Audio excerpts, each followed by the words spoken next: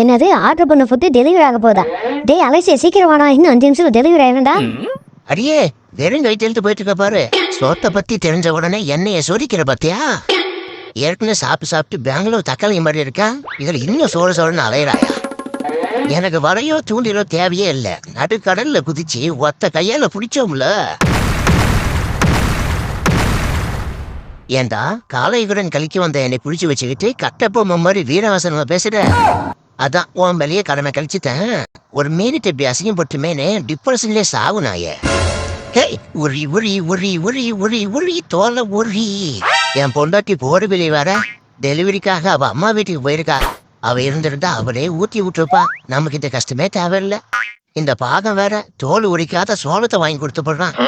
Pagan uncle, it's very very wrong uncle. இவனை வேற அப்பான கூப்பிடணும்.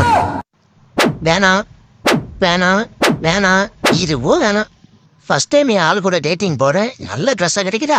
அடிச்சு போ. இந்த ஓனர் ஓட்டாண்டி வர எல்லா இடத்துலயும் அவன் ட்ரெஸ்ஸே அடிக்க வச்சிருக்கான். டேட்டிங் மட்டும் நல்லபடியா முடியாம போகட்டும், அப்புறம் இருக்கு இந்த ஓனருக்கு.